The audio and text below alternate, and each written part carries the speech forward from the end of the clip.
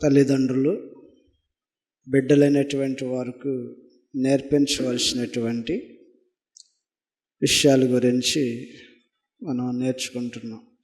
ప్రతి తల్లి, ప్రతి తండ్రి తమ బిడ్డలకు ఏమి నేర్పించి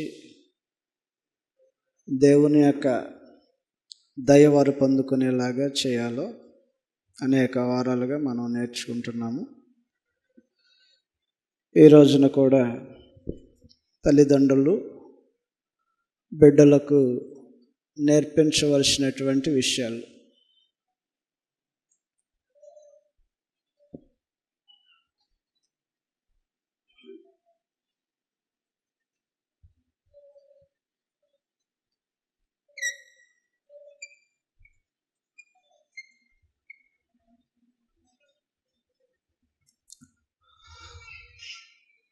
దేవుని యందు విశ్వాసము కలిగినటువంటి తల్లిదండ్రులు తమ బిడ్డలకు నేర్పించి వారి భవిష్యత్తును మేలుకరంగా మార్చడానికి దేవుడు ఏం సూచించాడో ఆ సంగతులు మనం నేర్చుకున్నాం.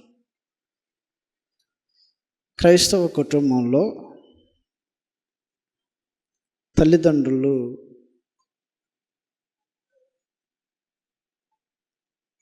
తమ బిడ్డలకు సహాయం చేసేటువంటి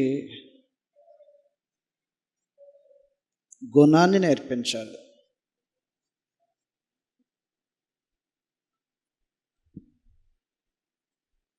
తమ బిడ్డలకు సహాయం చేసే గుణం లేదా స్వభావం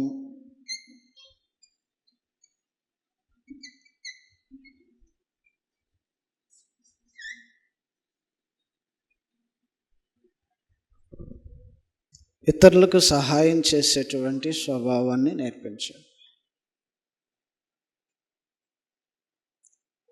సహాయం అనేది మాట వలన జరుగుతుంది, కొన్ని సందర్భాల్లో ధనం వలన జరుగుతుంది, లేదంటే ఏదన్నా పని చేసిన దానిని బట్టి జరుగుతుంది. కొన్ని మార్లు మాట సహాయంగా ఉంటుంది, ధనము సహాయముగా ఉంటుంది, పని సహాయముగా ఉంటుంది. కాబట్టి ఏ విధమైనటువంటి సహాయమైనా ఇతరులు పొందదగినదైతే దానిని చేసేటువంటి స్వభావాన్ని తల్లిదండ్రులు బిడ్డలకు నేర్పించాలి. ఈ స్వభావము తల్లిదండ్రులకు ఉంటే దానిని చూసినటువంటి బిడ్డలు నేర్చుకుంటారు. ఈ స్వభావము తల్లిదండ్రులకు లేకపోతే బిడ్డలు ఎప్పటికీ నేర్చుకోరు. ప్రభువైన యేసు ఎలాగని తెలియచేశాడు.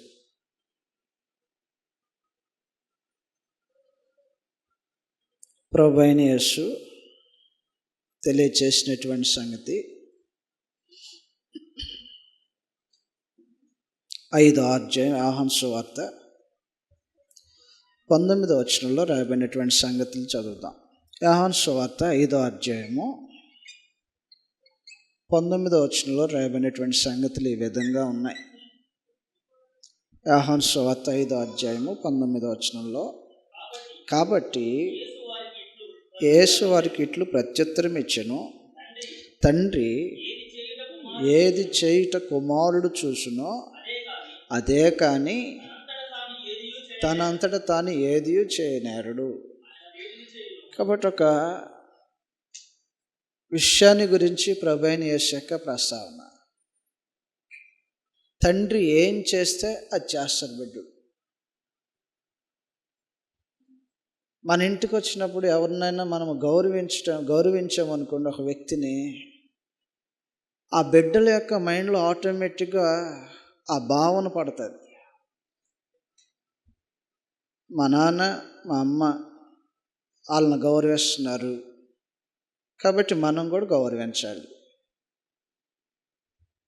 ఒకవేళ వచ్చినటువంటి వ్యక్తులు గేటు దాటి లోపలికి రాకమునిపే ఈడొచ్చేసాడురా మళ్ళీ, ఏనొచ్చాడురా మళ్ళీ, ఇంకేం పని బాట లేనట్టు మాటికి ఇటు వస్తుంటారు అనే ఈ మాటలు ఏవైతే మనం పలుకుతూ ఉంటామో ఆటోమేటిక్గా బిడ్డల మనసులో కూడా ఆయన వచ్చాడు మళ్ళీ అంటుంటారు వెళ్ళి తల్లిదండ్రుల దగ్గరికి వెళ్ళి. వీళ్ళు చెప్పాల్సిన అవసరం, వాళ్ళ మీద ద్వేషం పర్టికులర్గా ఏం చెప్పాల్సిన అవసరం లేదు, బిడ్డలకు నేర్పించాల్సిన అవసరం లేదు. ఈ భావన ఆటోమేటిక్గా వచ్చేస్తుంది. నాన్న ఆయన వచ్చాడు చూడు మళ్ళీ అని అంటారు. అంటే ఆ మాటల్లో వైఖరి మొదటిగా నిన్ను బట్టి కలిగింది. ఒక తల్లి ఒక తండ్రి ఎదుటివారి మీద ఎట్టి భావన వ్యక్తపరుస్తారో ఆ భావాలు బిడ్డలు చూస్తుంటారు. నువ్వు ప్రేమించు చూడు, మీ బిడ్డలు ఆ వ్యక్తిని ప్రేమిస్తారు. నువ్వు ద్వేషించి చూడు, నీ బిడ్డలు ఆటోమేటిక్గా ఆ ద్వేషాన్ని అందిపుచ్చుకొని కొనసాగుతూ ఉంటుంటారు. ఇది ఎవరిని చూసి నేర్చుకున్నది అంటే నిన్ను బట్టే. ఒక తల్లిగా ఒక తండ్రిగా నువ్వు ఎట్టి వైఖరిని చూపించావో ఆ వైఖరి ఆ బిడ్డల్లోనికి ప్రవేశిస్తుంది. కాబట్టి క్రైస్తవ తల్లిదండ్రులు, దేవుని ఎరిగినటువంటి వారిగా ఉన్నటువంటి తల్లిదండ్రులు తమ బిడ్డలకు ఎలాంటి స్వభావాన్ని నేర్పించాలంటే ఎదుటివాడు కీడైనా చేయని, లేదంటే సహాయం చేయకపోయినైనా ఉండని, తిరిగి మనకు సహాయం చేయనటువంటి స్థితిలో ఉన్నా నీ చేతనైతే సహాయమే చేయి, కీడు చేయి. మాకు సహాయం చేస్తే తిరిగి నీకు సహాయం అందుతుంది. ఇది నేర్పించండి బిడ్డలు. సహాయం చేస్తే సహాయం చేసిన వాడు మరలా తిరిగి సహాయాన్ని పొందుకుంటాడు.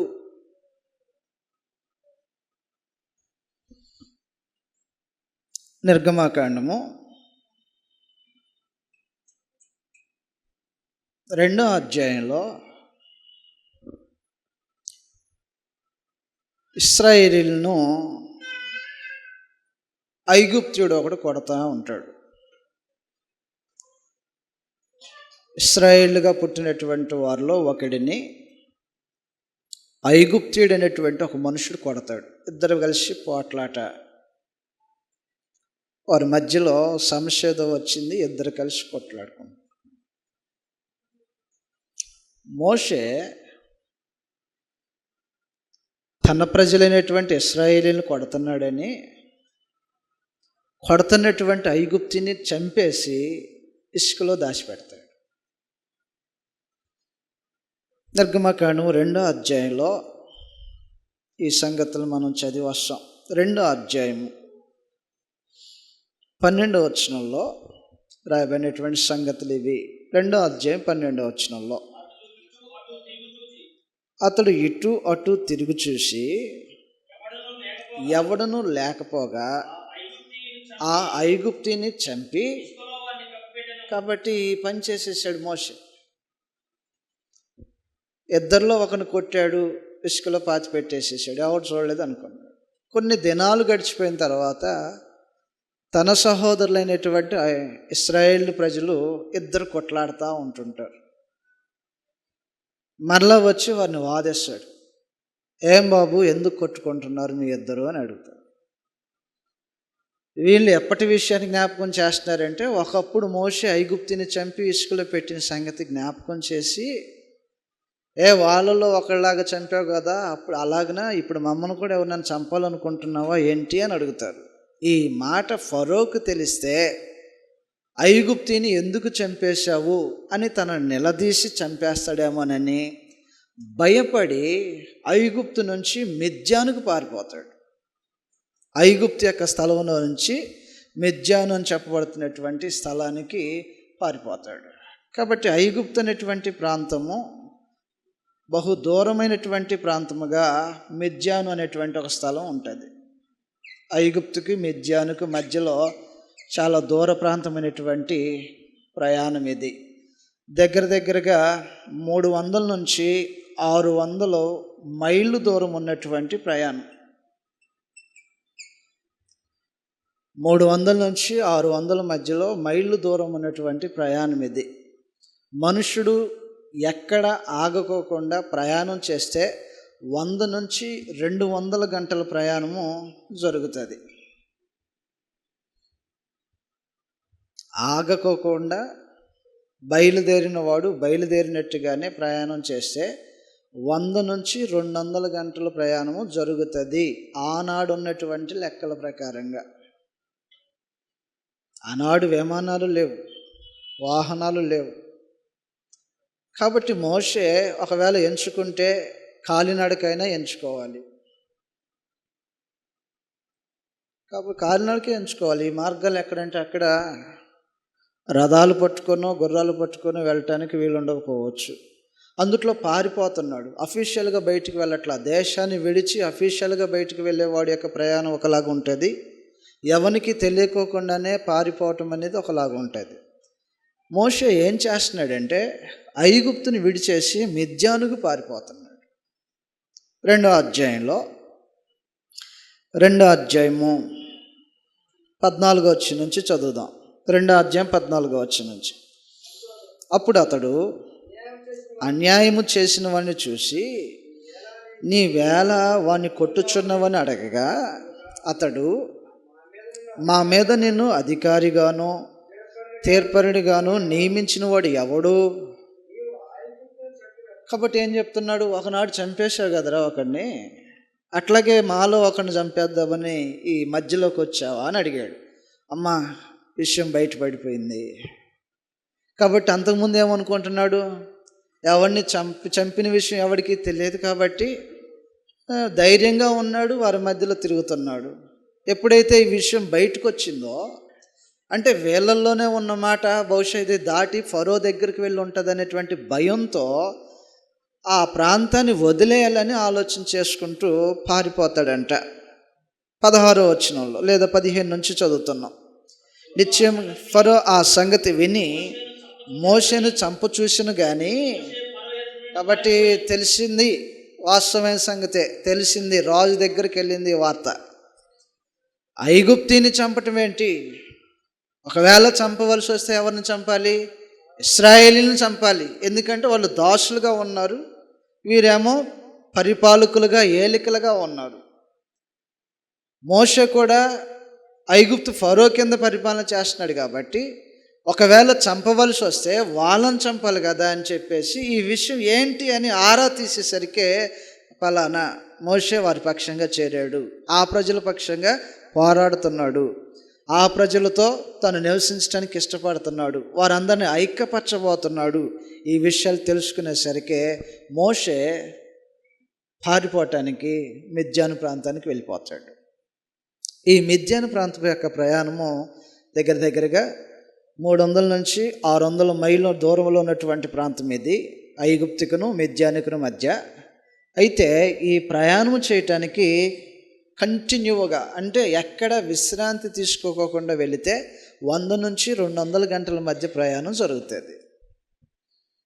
ఒకవేళ కాలినడకనే వెళ్ళి ఉంటాడు అనుకుందాం, రోజుకి ఎన్ని గంటలు నడవగలరు? రోజుకి ఎన్ని గంటలు నడవగలరు? ఒక వ్యక్తి కాలినడకతో ప్రయాణం చేయటానికి ఇష్టపడితే రోజుకి ఎన్ని గంటలు నడవగలరు? ఒక 20 గంటలు నడుస్తారనే నడవలేరు. 5 లేదా 6 గంటలు, అది కూడా తప్పదంటే డైరెక్ట్, లేదంటే 3 గంటలే, అది కూడా ఆగి 1 గంట నడిస్తే మళ్ళీ 1 గంట రెస్ట్ తీసుకోవటము, విశ్రాంతి తీసుకోవటము నడుస్తూ ఉంటుంటాం. వెళ్ళాడు మొత్తానికి మిద్యాను అనే ప్రాంతానికి వెళ్ళిపోయాడు. కాబట్టి ఈ భారభరితమైనటువంటి ప్రయాణము ఒక మనుషుని దేహాన్ని ఎంత బలహీనపరచగలదు.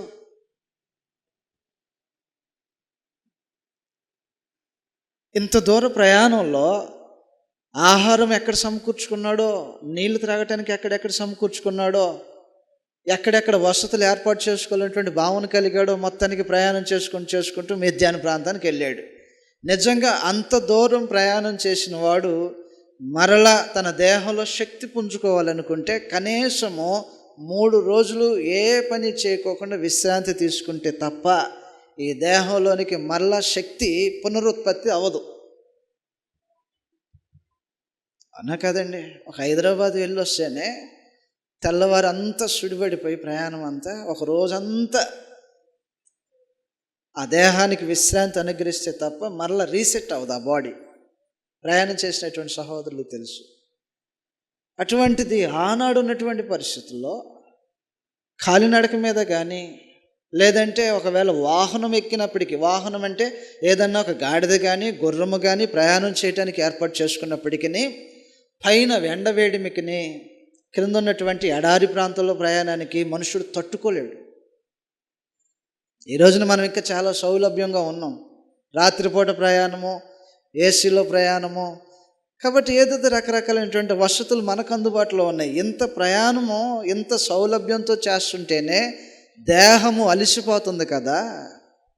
ఆనాడు ఉన్నటువంటి మనుషుడు తినటానికి ఆహారము, త్రాగటానికి నీరు, అందుట్లో సుదూరమైనటువంటి ప్రయాణము, ఇంత ప్రయాణం చేసినటువంటి మనుషుడు ఒక స్థలానికి వచ్చి చేరుకున్న తర్వాత ఎవరో నీళ్లు బావి దగ్గర మందక పెట్టుకోవటం చూశాడు. అలాగైతే అలాగా ఐగుప్తు దేశం నుంచి మిద్యాను ప్రాంతానికి చేరుకున్నాడు. ఈ మిద్యాను ప్రాంతంలో ఒక బావి దగ్గర తమ మందకు నీళ్లు పెట్టుకుంటున్నటువంటి ఆడగోత్తులను చూశాడు. వెళ్ళి వెంటనే అడగాల్సింది ఏంటంటే, ఎంత ప్రయాణం చేసిన వాడు, మా తినటానికి ఏమైనా కొంచెం ఆహారం పెట్టండి, విశ్రాంతి తీసుకోవటానికి మీకు తెలిసినటువంటి ఎక్కడన్నా వసతి ఏమైనా ఉంటే చెప్పండి, దయతో నన్ను అక్కడ చేర్చండి, 2 రోజులు విశ్రాంతి తీసుకోవాలని అడగాలి. కానీ ఈ మనుషుడు ఏం చేస్తున్నాడంటే, నీళ్లు తోడి మందకు నీళ్ళు పెడుతున్నటువంటి వాళ్ళని, అమ్మ మీరు ఆడగూతుర్లు కదా, మీరు ఆగండి, నేను పని చేస్తా వాటి కోసం అని అన్నాడు. అసలు ఆ మైండ్ మనకు ఉంటుందా? అంత దూరం ప్రయాణం చేసి వచ్చిన తర్వాత ఇంటి దగ్గర ఏదన్నా ఒక పని చెప్తే అప్పుడు ఉంటుంది కదా అసలుగా. అసలు మనిషివేనా నువ్వు? ఏ పని చేసి వచ్చా, ఏం చెప్తున్నావు, ఏంటి అసలు అండి? అంత ప్రయాణం చేసి వచ్చిన తర్వాత ఇంటి దగ్గర కొంచెం నీళ్లు తీసుకురామని, ఒక బకెట్ నీళ్లు తీసుకురామని కొంచెం చెప్పండి మీ మగవారితో, లేదా మీరు చెప్పండి ఆడవారితో. నాటు వేసి 8 గంటలు పనిచేసి వస్తే అసలు నీకు చెప్పాలని మనసు ఎట్టొచ్చింది? అందుట్లో ఎమోషన్ అండి. సహజంగా పురుషుని యొక్క భావన ఒకలాగా ఉంటుంది, స్త్రీ యొక్క భావన ఒకలాగా ఉంటుంది. ఎందుకంటే దినమంతా వారు పనిచేసి వచ్చిన దానిని బట్టి కలుగుతున్నటువంటి విసుకది. దగ్గర 300 నుంచి 600 మైళ్ళు ప్రయాణం చేసినటువంటి ఈ మనుషుడు ఎలాగ ఆలోచన చేస్తున్నాడు? నిర్గమకాండం 2వ అధ్యాయంలో 2వ అధ్యాయం ఇలాగని రాయబడి ఉంటుంది. మనము 16వ వచనం లేదా 15వ వచనం మళ్ళీ ఒకసారి చదువుతాం. ఫరో ఆ సంగతి విని మోషేను చంపచూసిన కానీ మోషే ఫరో ఎదుటి నుండి పారిపోయి మిద్యాను దేశంలో నిలిచిపోయి ఒక బావి దగ్గర కూర్చున్నాడు. మిద్యాను యాజకులు 7 కుమార్తెలుండిరి. వారు వచ్చి తమ తండ్రి మందకు నీళ్లు పెట్టుటకు నీళ్లు చేది తొట్లను నింపుతుండగా మంద కాపర్లు వచ్చి,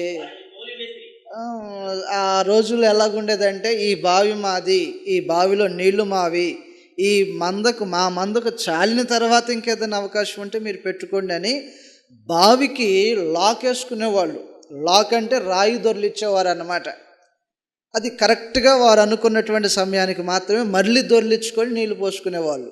వాళ్ళ యొక్క మందులు తాగిన తర్వాత ఆ మందులో ఎప్పుడైతే మళ్ళీ అక్కడి నుంచి వెళ్ళిపోతాయో మళ్ళీ రాయి తీసుకొచ్చుకొని బావి మీద దొర్లించుకునేవారు. కాబట్టి ఇది మాది అనేటువంటి ఒక భావన ఉంటుంది. ఈ నీళ్లు మావి, ఈ నీళ్లు మా మందలకు, ఈ నీళ్లు మా వ్యవసాయానికి అని ఎవరికైతే వాళ్ళకు నిర్బంధం చేసుకుంటున్న దినాల్లో ఈ ఆడబిడ్డలు వచ్చి తమ మందలకు నీళ్లు పెట్టుకుందాము, త్రాగించుకుందామని త్రాడుతుంటే అక్కడ ఉన్నటువంటి కొంతమంది మనుషులు వీళ్ళని దబాయించి వాళ్ళని ఎల్లగొట్టే ప్రయత్నం చేస్తే నిలబడ్డాడంట. వచ్చిందే కొత్త స్థలం, అసలు ఇది ఎవరిదో తెలియదు.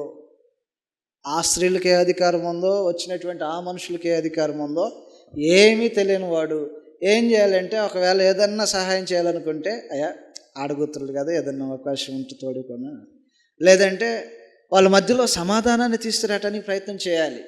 అది పోగా ఈయన ఇనిషియేట్ తీసుకొని ఆడబిడ్డలను కొంచెం ప్రక్కన ఉండమని తాను పనిచేయటం మొదలుపెట్టాడు. చదువుతా గ్రంథాలు ఎలాగనన్నా. అప్పుడు మోషే లేచి వారికి సహాయము చేసి మందకు నీళ్లు పెట్టెను. వారు కాబట్టి ఏం జరిగింది? వారికి సహాయము చేసి మందకు నీళ్లు పెట్టాడు. అలసిపోయిన వాడు సహాయం చేయటానికి ఎవడు ముందుకు వస్తాడు? అప్పటికే భారమైనటువంటి ప్రయాణం చేసి వచ్చినటువంటి ఆయన సహాయం చేయాలనేటువంటి మనసు ఎవరికి ఉండిద్ది? ఎదుటివారికి సహాయం చేయాలని మనసు. అందువల్ల లేఖనాలు తెలియచేసినటువంటి సమాచారం ఏమంటే, సహాయం చేసేటువంటి ఒక స్వభావాన్ని మీరు కలిగి ఉండి మీ బిడ్డలకు దాన్ని నేర్పించినట్లయితే ఈ సహాయము తిరిగి నీకు సహాయం చేయటానికి తోడ్పడుతుంది. ఏదో ఆశించి చేయలే మోషే. అమ్మ మీ మందుకు నేను నీళ్లు పెడతా, నీళ్లు పెట్టిన దానికి నాకేంటి ఆశించి చేయలా. సహాయం చేయాలనే మనసు ఎవడో చెప్తే రాదది, స్వతహాగా రావాలి మానవ హృదయంలో. ఇబ్బందులు ఉన్నటువంటి వారిని చూసినప్పుడు, బాధపడుతున్నటువంటి వారిని చూసినప్పుడు సహాయం చేయాలనేటువంటి మనసు స్వతహాగా రావాలి. ఆడబిడ్డలను వచ్చి ఎవడో దబాయిస్తున్నాడు, వారిని అలాగ నుంచి నేను నీళ్లు పెడతానని చెప్పేసి ఆ నీళ్లు తోడేసి ఆ బావిలో ఉన్నటువంటి నీళ్లు మందకు పెట్టేస్తే, దీనికి ప్రతిగా ఆడబిడ్డలకు తెలియదు కదా, నేరుగా వెళ్ళిపోయారు ఇంటికి వెళ్ళిపోయేసరికి తండ్రి సంతోషపడుతున్నారు. అరే మా బిడ్డలు భలే సంతోషంగా ఉన్నారు, త్వరగా వచ్చారు. ఒక రోజున ప్రతిరోజున ఉన్నటువంటి మొఖాలులాగా లేవేంటి వీళ్ళ మొఖాలు? పనిచేసి అలసిపోయినటువంటి మొఖాలతో వెళ్ళిపోయేవారు రోజు. ఈ రోజున వారి మొఖాలు అలాగే అలసిపోయినటువంటి అలసటతో లేవు ఆ మొఖాలు. ఏంటి ఇంత తొందరగా వచ్చారేంటి, ఇంత త్వరగా మందని తీసుకొచ్చారేంటి, ఎలాగ జరిగింది ఇదంతా అంటే, ఒక ఐగుప్తీయుడు మన మందకు నీళ్లు పెట్టాడు, అందుకోసమే తొందరగా అయిపోయింది పని, తొందరగా వచ్చేసామని అన్నారు. ఆ తండ్రి నేర్పుతాడు. ఏమని నేర్పుతాడంటే, సహాయం చేసిన వాడిని వదిలేసి రావటం సంస్కారం కాదు ఇది. అంతవరకు సహాయం చేశాడు, పొందాము, అయిపోయింది. మర్చిపోయే గుణం ఇది. ఏ సహాయం చేశారో సహాయం చేసిన వాడిని మర్చిపోకూడదు. కాబట్టి వాడిని తోడుకొని రండి. భోజనం పెట్టారా? భోజనమా పెట్టలేదు. కనీసం ఇంటికైనా రమ్మన్నారా? ఏదైనా మర్యాద చేశారా సహాయం చేసిన వాడికి? అది లేదు. తండ్రి తన బిడ్డలైనటువంటి వారితో నేర్పించినటువంటి సంగతి ఏంటంటే, సహాయం పొందావా కృతజ్ఞత చూపించు. ఏం చేస్తావు వచ్చాయి, కనీసం ఇంటికి పిలిచి భోజనం పెట్టు. ఆ మాత్రం సంస్కారము ఒక దేవుడు ఎవరో ఎరగనటువంటి మిద్యానులో ఉన్నటువంటి రొగియలుకుంటే, ఈ రోజున ప్రభు సంఘంలో సహృదయం కలిగినటువంటి ప్రజలుగా బ్రతుకుతున్నటువంటి మనకి ఇతరులకు సహాయం చేయాలనేటువంటి మనసు కలిగిన వారు ఎంతమందిమి? ఉందా అసలు గుణం? సహాయం పొందుకోవటమేనా, లేకపోతే చేసిన వాడిని పట్ల తిరిగి కృతజ్ఞతాభావంతో ఏదైనా చేయటం అనేటువంటి ఒక లక్షణం ఏమన్నా మనలో ఉందా? చదువుతాం గ్రంథంలో ఎలాగ రాయబడి ఉంటుంది. 17వ వచనంలో ఆ తండ్రి ఆ బిడ్డలతో మాట్లాడుతున్నటువంటి మాటలు ఇవి. వారు తమ తండ్రి అయిన రొగియేలు తమ వద్దకు వచ్చినప్పుడు అతడు, నేడు మీరెంత త్వరగా ఎట్లు వచ్చి తిరిగి అనెను. అందుకు వారు, ఐగుప్తీయుడు ఒకడు మంద కాపర్ల చేతిలో నుండి చేసినటువంటి పని, చేసినటువంటి సహాయము, మంద కాపర్ల చేతుల నుంచి మమ్మల్ని తప్పించటం ఒకటి. వడిగా అంటే తొందరగా, వేగంగా సైలెంట్ కూర్చొని ఏం చేస్తారో చేసుకొనిలే అని మొత్తం వీక్షించాలి, చూడాలి. చేసిన ప్రయాణాన్ని బట్టి, అంత దూర ప్రయాణాన్ని బట్టి ఏది జరిగినా ఇవాళ కాదు అసలు ఏదన్నా ఉంటే రేపు మాట్లాడదాం అన్నట్టుగా చూడాలి. ఈ మనుషుడేంటి, అలసిపోయిన ప్రయాణము, ఆహారం లేనటువంటి ప్రయాణము, సరైనటువంటి వసతితో లేనటువంటి ప్రయాణాన్ని చేసి వచ్చి బావి దగ్గర ఏదో కొద్దిసేపు కూర్చుందామని కూర్చున్నటువంటి ఈ మనుషుడికి నీళ్లు చేది ఆ మందంతటికి పెట్టాడంట. ఇలా చేశాడు ఒక మనుషుడు అని చెప్పాడు. మరి ఇప్పుడు దానికి ప్రతిగా ఈ తండ్రి ఏం అడుగుతున్నాడు ఆ బిడ్డల్ని? అతడు తన కుమార్తెలతో అతడు ఎక్కడా విద్యా సంస్కారం, ఇంత మేలు చేసినవాడు కనీసం ఇంటి దగ్గరికి రామని పిలవలేదా?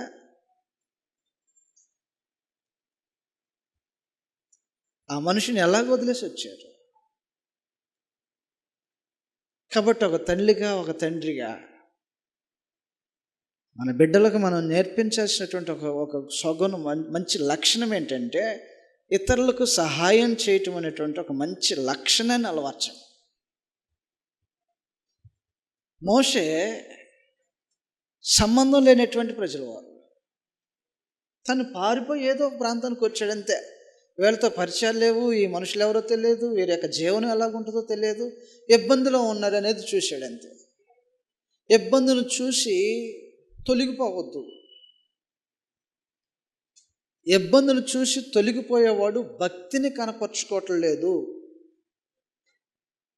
ఎదుటివాని యొక్క ఇబ్బందులు చూసి పక్కకు తొలగిపోయేవాడు భక్తిని కనపరుచుకోవట్లా. లోకసువార్త 10వ అధ్యాయంలో దొంగలకు చేతికి చిక్కి కొట్టబడిన వాడే గాయాలు పొంది రోడ్డు మీద పడేయబడినటువంటి ఒక మనుషుడు రోడ్డు మీద ఉంటే చూసుకుంటూ వెళ్తున్నారంట.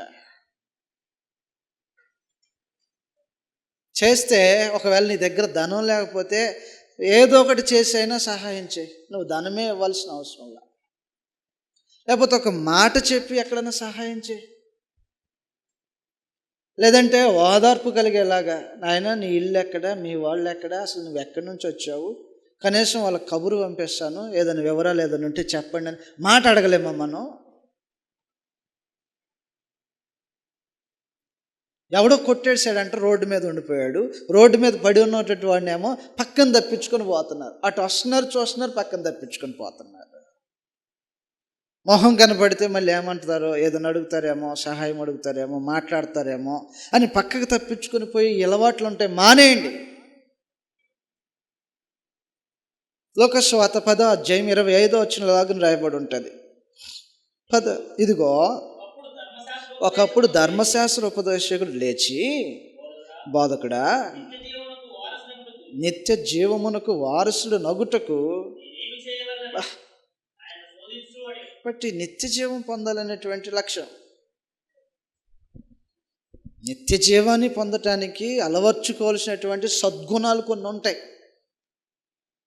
ఆ సద్గుణాలన్నిటినీ విడిచేసి సంబంధం లేనట్టుగా తిరుగుతూ దూరంగా తొలగిపోతూ అందించవలసినటువంటి చేతులను ముడి చేసుకుంటూ బ్రతుకుతుంటే నిత్యజీవం ఏం పొందుకుంటారు మనుషులు? 10వ అధ్యాయంలో మనం చదువుతూ ఉన్నాం అన్నమాట. ప్రభువైన యేసు దగ్గరకు వచ్చి ఈ మనుషులు ఎలాగని మాట్లాడుతుంటే సరే అలాగనా అని చెప్పుకుంటూ ఒక విషయాన్ని మాట్లాడటం మొదలుపెట్టాడు. 30వ వచనం చదువుతాం. 30వ వచనంలో, అందుకు యేసు ఎట్లా, నేను ఒక మనుషుడు యెరూషలేములో నుండి యెరికో పట్టణమునకు దిగి వెళ్ళుచు దొంగలకు చిక్కాడు. వారు అతని బట్టలు దోచుకొని కొట్టి నీకు ప్రాణం ఉండనట్టుగా, ఆఖరి ప్రాణం కొట్టుకుంటున్నట్టుగా వదిలేసి వెళ్ళిపోయారు. వదిలేసి వెళ్ళిపోయినటువంటి వాడిని ఆ మార్గం గుండా వెళ్తున్నారంట ప్రయాణం చేసేవారు. వచ్చినోడు రావటం చూసి వెళ్ళిపోవటం, రావటం దూరంగా వెళ్ళిపోవటం. ఇదే భక్తి, ఇదే నిత్య జీవాన్ని పొందుకోవటానికి కావాల్సినటువంటి లక్షణాలు, స్వభావం. ఏమంటున్నాడు చదువుతాం, కింద భాగం చదువుతాం. కింద భాగంలో రాయబడినటువంటి సంగతి, అప్పుడు ఒక యాజకుడు ఆ త్రావును వెళ్ళుట తటస్థించెను. అతడు చూసి ప్రక్కకు పోయాడంట. చూశాడా? చూడకపోయాడా? చూసిపోయాడా? ప్రక్కకే చూసే పోయాడు. పోయినవాడు ఎవడు అంటే యాజకుడు.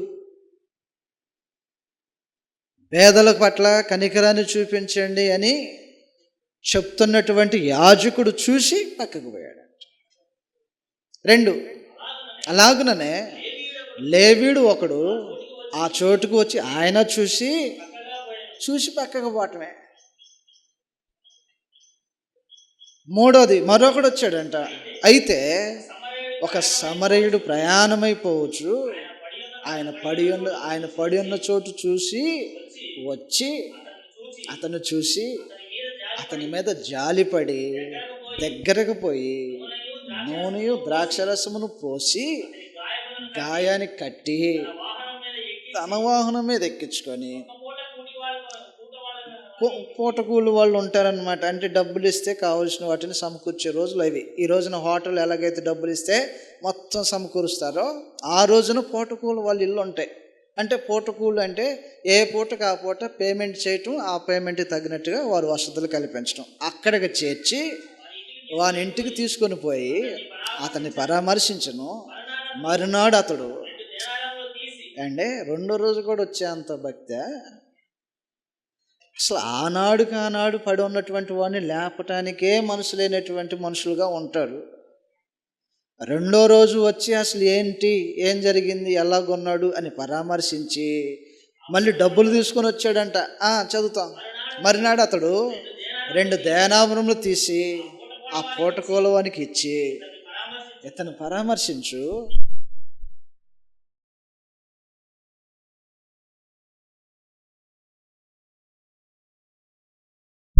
ఇంకేదన్నా ఖర్చు చేయాల్సి వస్తే నేను మరలా వచ్చి అది నీకు నేను తీరుస్తానని.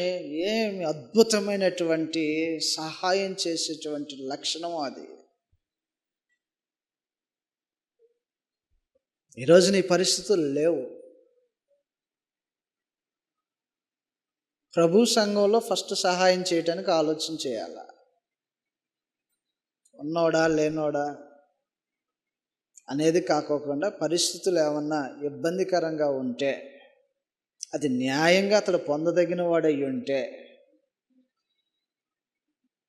విశ్వాస గృహమునకు చేరిన వారికి మేలు చేయటానికి చేతులు చాచాల. గల్తీ రాసిన పత్రిక 6వ అధ్యాయంలో విశ్వాస గృహమునకు చేరిన వారికి మరి విశేషంగా మేలు చేయటానికి 6వ అధ్యాయం 10వ వచనం చదువుతాం. కాబట్టి మనకు సమయము దొరికిన కొలది అందరి ఎడలను విశేషముగా విశ్వాస గృహమునకు చేరిన వారి ఎడలను మేలు చేయటం, సహాయం చేయటం అనేటువంటి ఒక గుణము మొదటిగా విశ్వాస గృహమునకు చేరిన వారికి చేయటం. నీ చేతులు కష్టపడుతున్నాయా సహాయం చేయటానికి? లేదండి చేసింది ఏదన్నా ఉంటే అది మాకు, మా కుటుంబానికి, మా బిడ్డలకి, మా తరాలకి అనే భావనేనా? లేకపోతే నీ చేతుల యొక్క కష్టార్జితము విశ్వాస గృహంలో ఉన్నటువంటి పేదల కొరకు ఖర్చు పెట్టడం అనేటువంటి భావన ఏదన్నా ఉందా? ప్రభు సంఘాల్లో ఇలాంటి భావన కలిగినటువంటి కుటుంబాలుగా ఉంటే, పేదలైనటువంటి వారు ఎవరన్నా ఉంటే వారి అవసరాలు తీర్చబడతాయి. దానికోసమే ఇది. పేదలైనటువంటి వారి యొక్క అవసరాలు తీర్చబడతాయి. మంచి పని చేసి కష్టపడితే అక్కర కలిగిన వాడు ఎవడన్నా ఉంటే వానికి పంచిపెట్టడానికి మన మనసు ఏమన్నా పనిచేస్తుందా? ఎంతవరకు ఎప్పుడు చూసినా నిరంతరం 365 రోజులు నా కుటుంబము, నా ఇల్లు, నా భూమి, నా వ్యవసాయము, నా వ్యాపారము, నా వృత్తి, ఇంకేదన్నా నాదే. ఈ తోటివాడు ఒకడు ఉన్నాడు అన్న సంగతి. అందువల్ల దయతో ఆలోచించేయండి. మంచి పని చేసి కష్టపడే మనుషులు ఎవరు? మీ చేతుల యొక్క కష్టాజితము అక్కర గలవానికి పంచేటువంటి ఒక పనిని కూడా ఉంది. ఎఫెసీయులకు రాసిన పత్రిక 4వ అధ్యాయంలో, ఎఫెసీయులకు రాసిన పత్రిక 4వ అధ్యాయం 28వ వచనం లాగా రాయబడి ఉంటుంది. 4వ అధ్యాయం 28వ వచనంలో, దొంగిలిల వాడు ఇక మీదట దొంగిలేక అక్కర గలవానికి పంచిపెట్టుటకు వీలు కలుగు నిమిత్తము తన చేతులతో మంచి పని చేయుచు కష్టపడాల. కష్టపడి ఈ తత్వం ఉందా మనకే? నేను సంపాదించే దాంట్లో నా ప్రభు సంఘంలో ఉన్నటువంటి పేదలు ఎవరన్నా ఉంటే వారి కోసం ఇది అని పక్కన పెట్టేటువంటి మనసు అసలు ఎప్పుడన్నా కలుగుతుందా మనకి? విశ్వాస గృహమునకు చేరిన వారి ఎడల మరి విశేషంగా మేలు చేయటానికి. ఇలా చేయటం వల్ల ఏం పొందుతారు మనుషులు అంటే, సహాయం చేసిన వాడు తిరిగి సహాయాన్ని పొందుతాడు. రొగియలింట్లో వారి మందలకు నీళ్లు పెట్టాడంట. ఆడబిడ్డలను చూసి మంద కాపర్లు ఎవరో వచ్చి వారి మీద పడి దబాయిస్తుంటే వారందరినీ తొలగించేసి వడివడిగా వేగంగా నీళ్లు తోడేసి ఆ మందకు పెట్టేశాడంట. రొగియలు ఒకటే మాట అన్నాడు, ఇత్రో. చేసిన వాడు ఎక్కడ, ఎందుకు వదిలేసి వచ్చారు? ఇప్పుడు ఏమయ్యాడంటే, సహాయం చేసిన దానికి తాను పొందినటువంటి మేలు ఏంటంటే, ఒకటి రొగియల్ ఇంట్లో లేదా ఇత్రో లేదా రఘు ఇత్రో ఇంటికి అల్లుడు.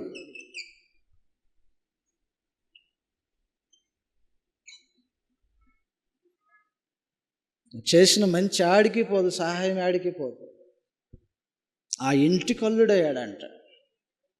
ఫరో యొక్క అధికారం క్రింద తప్పించబడి మిద్యాను దేశంలో క్షేమకరమైనటువంటి స్థలాల్లో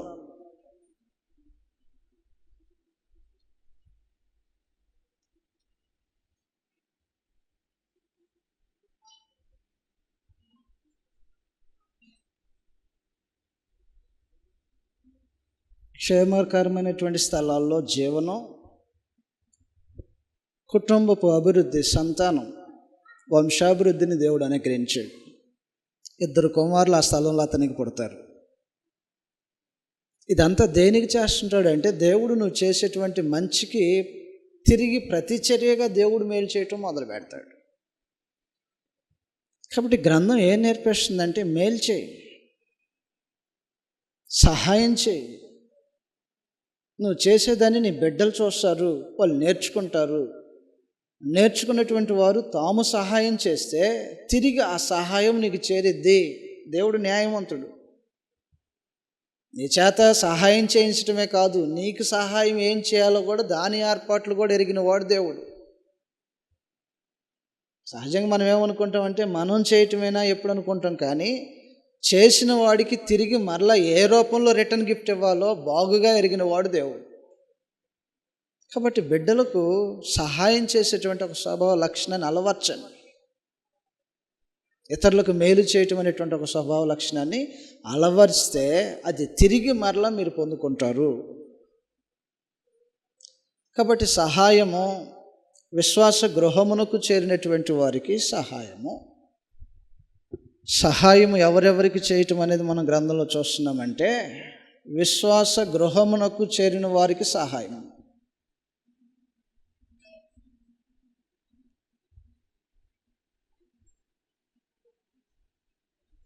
విశ్వాస గృహమునకు చేరిన వారికి సహాయము. 2, అక్కర గలవానికి సహాయము.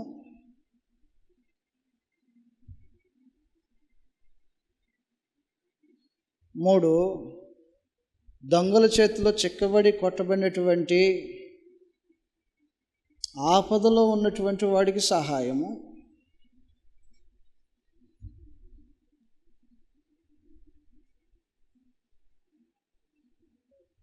4, ఆత్మ సంబంధంగా నీ క్షేమాభివృద్ధిని చూసిన వానికి సహాయం.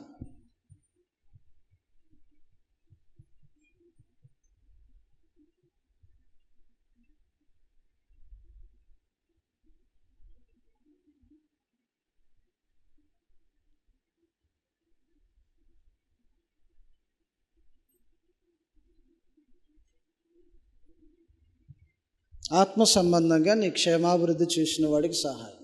విశ్వాస గృహమునకు చేరిన వారికి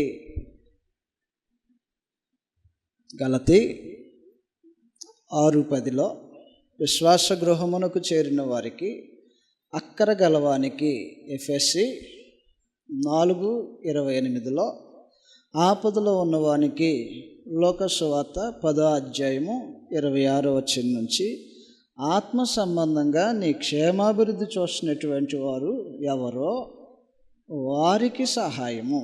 ఫిలిప్పీలు రాసిన పత్రిక 4 ఇలాగని రాయబడి ఉంటుంది. ఫిలిప్పీలు రాసిన పత్రిక 4 16 నుంచి రాయబడినటువంటి సంగతులు ఈ విధంగా ఉన్నాయి. 16 నుంచి చదువుతాం. ఫిలిప్పీ 4:16 రాయబడినటువంటి సంగతులు ఈ విధంగా ఉంటాయి.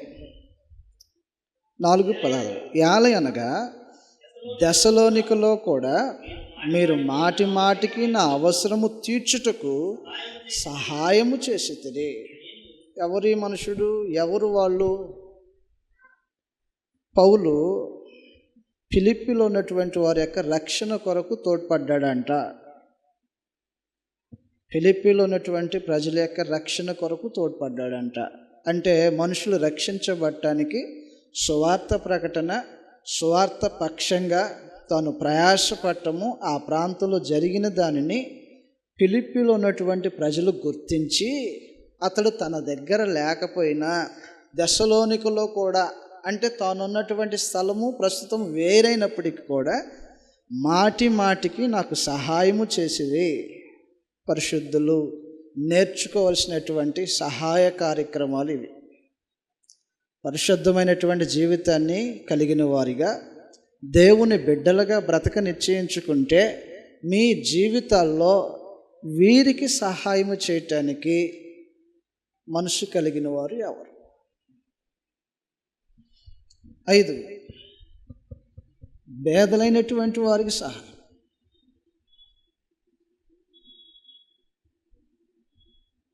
పేదలైనటువంటి వారికి సహాయం. యాకోబు పత్రిక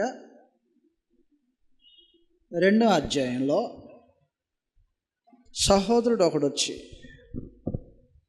సహోదరుడైనటువంటి వాడు ఒకడొచ్చి ఆనాడు తినటానికి ఆహారము, ధరించడానికి వస్త్రము లేనటువంటి పరిస్థితిలో ఉంటే ఆ మనుషుడి విషయంలో సహాయం చేయటానికి నీ చేతులు చాచబడాలా.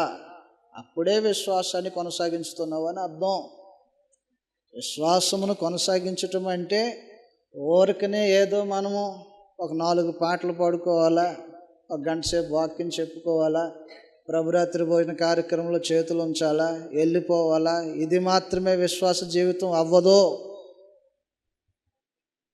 దేవుడు విధించిన విధులు ఉన్నాయి, వాటిని నిర్వర్తించేటువంటి మనుషులు విశ్వాస జీవితాన్ని కొనసాగించేవారు. యాకోబు పత్రిక 2:15 రాయబడి ఉంటుంది. 15 సహోదరుడైనను సహోదరి అయినను దిగంబరులై ఆనాటికి భోజనం ఏమీ లేనప్పుడు మీలో ఎవడైనను శరీరమునకు కావలసిన వాటిని ఇయ్యక, ఏం లేనటువంటి వాడు వస్తే సహోదరుడైనను సహోదరి అయినను ఆనాటికి భోజనమేం లేనటువంటి వాడు ఎవడైనా మీ దగ్గరకు వచ్చి మీకు కనపడితే, ఆహారం లేనటువంటి వాడిగా కనపడితే, వస్త్రము లేనటువంటి వాడిగా కనపడితే, ఇబ్బంది పడుతున్నటువంటి వాడిగా కనపడితే, పేదరికాన్ని అనుభవిస్తున్నటువంటి మనుషులుగా కనబడితే, ఆ కనపడినటువంటి మనుషులకి ఏమీ ఇవ్వకోకుండా మంచిగా 4 మాటలు చెప్పేసి సముదాయించి పంపించేవాడు భక్తిపరుడు కాదు. సముదాయించి పంపించడం అన్నమాట. అయ్యో అవునా, జాగ్రత్తగా చూసుకోండి, ఇంకేదైనా చూసుకోండి, ఇది వద్దు. ఇది విశ్వాసానికి భక్తికి సంబంధించిన జీవితం కాదు అది. కాబట్టి భక్తిపరుడు ఏం చేస్తాడో, విశ్వాసం కలిగినటువంటి వాడు ఏం చేస్తాడో, అతని అవసరాలు ఏదైతే ఉంటో తను చేయగలిగిందే, సామర్థ్యానికి మించి ఎవడు ఏమీ చేయటానికి దేవుడు ఎవరిని బలవంతం పెట్టడో. కలిగిన దాంట్లోనే నువ్వు తినే ఆహారంలో ఒక భాగము, నువ్వు ధరించుకున్న వస్త్రాలు ఏదైనా ఉంటే, నీకు వస్త్రం లేనటువంటి వాడుగా ఉన్నావు కదా, వస్త్రం తీసుకెళ్ళిపో, ఇవ్వండి, ధరించుకుంటే ధరించుకుంటాడు, లేకపోతే వద్దులే అన్నాడు అనుకో, అది వాని బాధ్యత. నాకు కొత్తదే కావాలని కూకునే వాళ్ళు ఉంటారు. మధ్యాహ్నం వండిన భోజనమా అనే వాళ్ళు కూడా ఉంటారు. అలాంటి మనుషులు కూడా ఉంటారు. అలాంటి వారితో ఎలాగని వ్యవహరించాలో తెలివిగా తెలుసుకోవటం మంచిది. పెట్టింది తినగలిగేవాడు, ఇచ్చింది ధరించుకోగలిగినటువంటి స్థాయిలో ఏ మనుషులైనా వచ్చిన వారై మీ ఎదుట నిలబడితే వారికి మాటలు చెప్పి పంపించమాకండి. చేయగలిగినటువంటి సహాయం ఏదన్నా ఉంటే చేయటం, ఆ స్వభావాన్ని మీరు అలవర్చుకుంటే అది చూస్తుంటారు మీ బిడ్డలు. నువ్వేం చేయటం చూస్తుంటారో అది మీ బిడ్డలు చూస్తారు. కాబట్టి దానిని అలవర్చుకొని దేవుని యొక్క కృపను పొందుకోవటానికి. పేదలను కనికరించేవాడు యెహోవాకు అప్పిచ్చిన వాడు అన్నాడు. దేవుడికి ఎవడప్పియగలడు? ఎవడప్పియగలడు దేవునికి? యెహోవాకు అప్పిచ్చువాడు, పేదలను కనికరించేవాడు. కాబట్టి ఇలాంటి ఎన్నో సంగతులు గ్రంథంలో మనకు తెలియచేయబడతా ఉంటే నిజంగా లక్షణాలు మనకు అలవర్చబడి ఉన్నాయా? సహాయం. విశ్వాస గృహమునకు చేరినటువంటి వారికి, 2 అక్కరగలిగినటువంటి వాడు ఎవరైతే ఉంటారో వారికి, 3 ఆపదలో ఉన్నటువంటి వారు ఎవరుగా కనిపిస్తుంటారో వారికి, 4 ఆత్మ సంబంధంగా నీ క్షేమాభివృద్ధిని చూసిన వారు ఎవరో వారికిని, 5 పేదలైనటువంటి వారు ఎవరైతే ఉన్నారో వారికిని నీ సహాయం అందాలా. అంతే తప్ప నేను సంపాదించింది నాకు, నా కుటుంబానికి, నాకు సంబంధించినటువంటి అన్నిటికీ పెట్టుకుంటా తప్ప ఇంకెవ్వడికి ఏ రూపాయి ఇవ్వను అనుకునేవాడు భక్తిహీనుడు, దేవుని మనుషు లేనివాడు, అవిశ్వాసిగా బ్రతుకుతూ విశ్వాసిని చెప్పుకుంటున్నటువంటి మనుషులు. అందువల్ల నీ సంపాదనలో ఎవరికి పాలు? నువ్వు అర్జించి నీ తెచ్చుకున్నటువంటి ధనములో ఎవరెవరికి పాలు? సహాయం చేయటానికంటే వీళ్ళందరూ ఉంటారు. వీళ్ళందరినీ పరిగణలోకి తీసుకోవాల్సినటువంటిది ఉంటుంది. ఇలాగన సహాయం చేస్తే ఆ సహాయము తిరిగి నీకు సహాయం అవుతుంది. సహాయం చేస్తే తిరిగి నీకు అది సహాయం అవుతుంది. అందుకోసం గ్రంథం చూపించాడు. మిద్యాను ప్రాంతంలో ఎవరో తెలియనటువంటి ప్రజల మధ్య మందకు నీళ్లు పెట్టుకోవటానికి వచ్చినటువంటి వారి మందకి తాను వడివడిగా నీళ్లు తోడి పోసేస్తే ఒక నిబద్ధత సంస్కారం కలిగినటువంటి ఒక తండ్రి తన బిడ్డలను హెచ్చరించాడు. ఏడతడు నీళ్లు పెట్టిన అతడు ఏడు. అక్కడే వదిలేసాం కదా, మీతో రాలేదు ఎందుకు? మీరెందుకు తీసుకురాలా? తీసుకొచ్చేసేయండి ఆయన్ని. ఏం మనసో అది. పిలిపించి మరీ సహాయం చేయటం, పిలిపించి మరి సహాయం చేసినటువంటి వాడిని మరలా పిలిపించి బిడ్డలు పంపించి మీ మందకు నీళ్లు పెట్టిన వాడు ఎవడో ఆయన పట్టుకొని రెండని పిలిపించి సహాయం చేయటం. అలాగను తను సహాయం చేశాడు కాబట్టి మోషే ఇత్రో ఇంటికి అల్లుడు. ఫరో యొక్క అధికారం లేనటువంటి స్థలంలో క్షేమము, నివాసం, బిడ్డలను భార్యను కలిగినటువంటి ఒక మంచి కుటుంబీకుడిగా మోషేని దేవుడు దీవించి అభివృద్ధి పరిచాడు. ఈ భాగ్యము తాను చేసినటువంటి సహాయానికి తిరిగి పొందినటువంటి మేలు. ఏం చేస్తున్నాం మనం సహాయం అంటే? మనం చేస్తున్నామా? మన బిడ్డలకి ఏదైనా నేర్పిస్తున్నామా? సహాయం చేసేటువంటి గుణం ఉండాలని. కాబట్టి జాగ్రత్త. సరిపోద్దా? వచ్చేవారం ఆలోచన చేద్దాం. రైట్. దేవుని చిత్తం అయితే మరో సంగతి వచ్చేవారం. మళ్ళీ ఇప్పుడు అది మొదలు పెట్టానంటే అవ్వదు. ఇప్పటికే అటు ఇటు కోమాలకు పోయి వస్తున్న ప్రజలు కనపడుతున్నారు. కాబట్టి మనం మరలా సంగతులు వచ్చేవారిని ఆలోచించేద్దాం. దయతో తల్లిదండ్రులు బిడ్డలకు నేర్పించవలసినటువంటి అవసరమైనటువంటి సంగతులు ఉన్నాయి. అవి నేర్పిస్తే మీ బిడ్డల మేలు పొందుతారు. సహాయం చేయి. ఒకవేళ పొందినవాడు ఎవడన్నా మర్చిపోయినా దాన్ని తిరిగి ఎలాగ నా మనిషికి సహాయం మరలా తిరిగి అందాలో ఏర్పాట్లు చేసేవాడు దేవుడు. మోషే జీవితంలో అది సార్థకమైంది.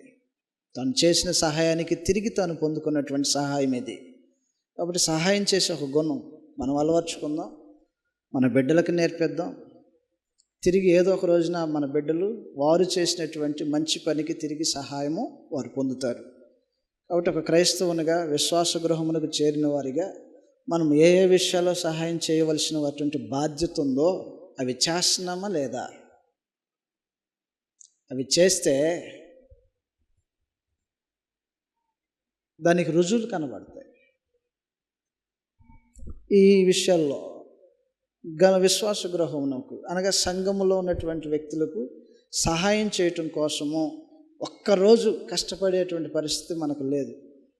ఈరోజు నేను కష్టపడ్డానంటే ఇది పేదలకి, లేదా విశ్వాస గృహంలో ఉన్న వారికి, లేదా ఆత్మ సంబంధంగా క్షేమాభివృద్ధి కలిగించే వానికి, లేదా ఆపదలో ఉన్నటువంటి వ్యక్తులకు అని మనము కష్టపడుతున్నామో లేదో. మన మైండ్ ఎలాగుంటుందంటే, ఈరోజు పనికి వెళ్తే అది తీసుకొచ్చి అది కట్టాలా, అది ఇవ్వాలా, అది తెచ్చుకోవాలా, ఇది తెచ్చుకోవాలి. ఇదంతా మంచిది.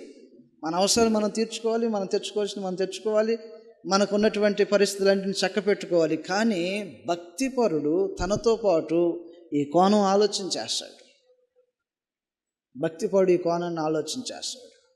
తను సంపాదించిన ప్రతిదానిలో తాను ఇతరులకు ఇవ్వటం, బయట ఉన్నటువంటి ఇన్స్టిట్యూషన్స్ వాళ్ళు ఆలోచన చేస్తున్నారు. రతన్ టాటా మీలో ఎంతమందికి తెలుసు? ఆయన సంపాదించిన ప్రతి దానిలో పర్టికులర్గా ఇంత భాగం అని ఒక పోర్షన్ పక్కన పెడతాడంట. ఆయనకు దేవుడు ఎవరో తెలియదు. పేదల పట్ల ఎలాగ ఉండాలి మనుషు అనేది విషయాన్ని బోధించబడిన వాడు కాదు. అన్ని జనులు సైతం ఈ పని చేస్తున్నారు కదా. దేవుని బిడ్డలమై ఉండి మనం ఆ పని ఎందుకు చేయలేకపోతాం? నేర్చుకోవట్లా. మనం నేర్చుకోకపోతే మనం మేలు పోగొట్టుకుంటాం. మనం నేర్చుకోకపోతే మనల్ని చూసి పెరుగుతున్నటువంటి బిడ్డలు నేర్చుకోరు, వారు మేలు పోగొట్టుకుంటారు. కాబట్టి మనం నేర్చుకొని మనకి, మన బిడ్డలకు మేలు చేసేటువంటి వారిగా, ఒక మంచి విశ్వాస జీవితానికి మాదిరిగా ఉండేటువంటి వారిగా ప్రతి తల్లి తండ్రి అలాగున బ్రతుకుతూ మీ జీవితాన్ని కొనసాగించాలని మీకు ప్రేమతో మనవి చేస్తూ, ఇప్పటి వరకు విని సహకరించిన మీకు, ఆయా ప్రాంతాల నుంచి ఇచ్చేసిన వారికి, దైవజనులకి ప్రభునామంలో వందనాలు సమర్పిస్తున్నాను. అందరికీ వందనాలు.